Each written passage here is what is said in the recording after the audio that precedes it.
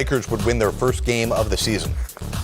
He's got that crystal ball. And now Magic is tweeting that Carmelo Anthony led the Lakers to their first victory of the season with 28 points, shooting 6 of 8 from 3, and is now the 9th highest scorer in NBA history. All of those things, check out. They are factually correct.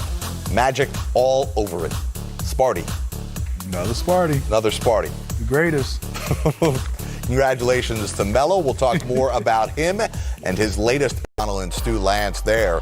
Lakers hang on for their first victory of the season. Ja Morant's going to have trouble sleeping tonight. He scores 40, but if he would have scored 41, we likely would have gone to overtime. Yes, Ja Morant was unbelievable, man. All 3 levels, free throw line, getting in the paint, knocking down threes, facilitating.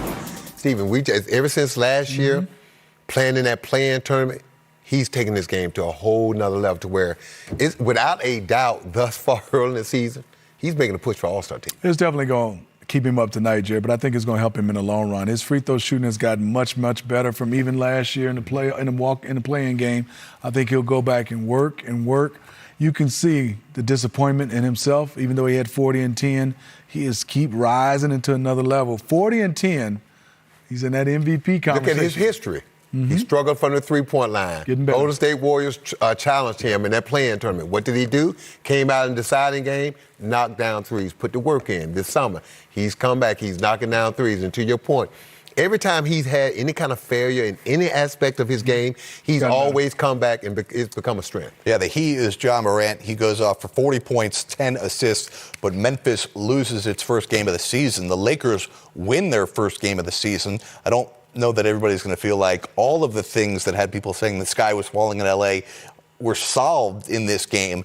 But one of the key things for this team is the bench and Carmelo Anthony. The bench scored 48 points, 28 of those coming from Carmelo Anthony in this game. And this is what we're going to be asking this team, right? For the age, we've laughed about the age, but really the substance of that conversation is how do they keep LeBron, AD, Russell Westbrook, how do they keep those guys healthy for the playoffs? And a guy like Carmelo Anthony coming in, who's one of the older guys too, gives him a big boost. Yeah, he's not playing as many minutes, but you said it best. If he can come in and give them this type of relief scoring, we know he can score. It takes a lot of pressure off LeBron James and also Anthony Davis. And if you get Russ getting better and better, being able to score more and take shots like this, he's going to rebound. He's fearless. He's going to get assists. But I think if that bench can get strong, and obviously they have some guys out, they need some guys just to be able to take some pressure off, because if you start trapping AD and LeBron James, they don't have a lot of guys that can hit open shots. So you can feature a guy like Carmelo and let him take 2 or 3 minutes where we go through him. Coach, historic night for Carmelo Anthony. Not only 28 points, came up with some big fourth quarter points as well, but he passed Moses Malone for 9th on the NBA's all-time scoring list. After the game, here's Carmelo Anthony with Mike Trudell. All right, Carmelo Anthony, 28 points tonight. Lakers needed every single one of them. What did it mean for you guys to just get that first win and have your role in this one? Man, we know it's going to be tough, especially early on in this part of the season, man. We told each other before the game that we're going to have to take this one. We're going to have to fight and get this one. But sometimes you got to go win games like this to try to find some or start some momentum. And I thought we did a great job of just playing the game tonight. You know, we had some lulls in the game tonight, but for the most part, we did what we had to do to win a basketball game, and that's all that counts. You've been getting buckets since you were a little kid. What does it mean for you to now be 9th on the all-time scoring list, surpassing Moses Malone? I mean, again, it's an honor. It's a blessing. I'm still doing it, 19 years in, man, and, I'm still passionate about the game. I'm still passionate about my craft. My teammates, they uplift me every single day. I'm just happy to be here, man, and it's third game, so, hopefully there's many more to come. I know you're a historian of the game of basketball. When you see your name up there, right, on those type of lists and players like Moses and who's to come next, what does that make you reflect upon? The grind is worth it. The journey is worth it. I'm from where tomorrow's aren't promised, so, I got to enjoy every moment. And I'm just happy we got the win tonight, so that's the most important. Appreciate it, Melo. Congratulations. Thank you. There it is, Carmelo Anthony passing Moses Malone and now setting his sights on Shaquille O'Neal. Melo's moving on up. Lakers have 2 guys in the top 10 of all-time scoring. Now in the top 9, both of them. LeBron, obviously. A lot of Lakers on that. Look at that. A lot of Lakers. Wilt, Shaq, Melo, LeBron.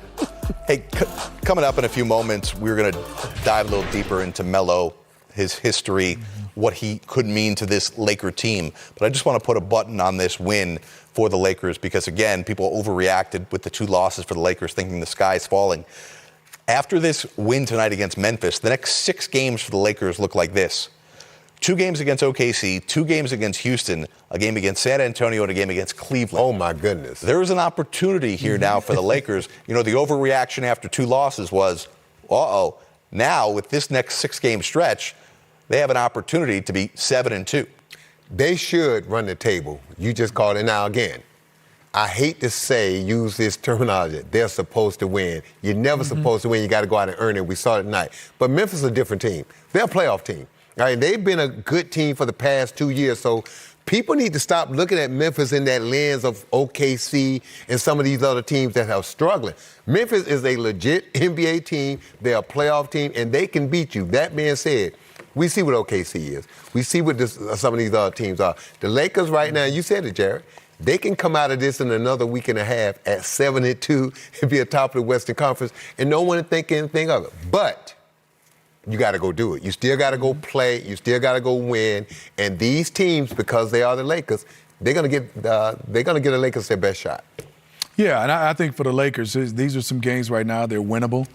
They'll be the favorite, but I think also for them is they can't look at that. They still got to play into their principles. This is where you sharpen up. And I think what helps also is when you get a chance to get away from home, get on a long road trip, you look forward to that when you have new teams because you get a chance to bond. I think right now for these guys is they found a way to gut this one out. Anytime you can win some close games, and if you've been struggling losing, it really helps the morale of the team. The one thing we're still going to look at is defense, right? And Frank Vogel prides himself on defense. And the year they won the championship, they were the best defense in basketball, right?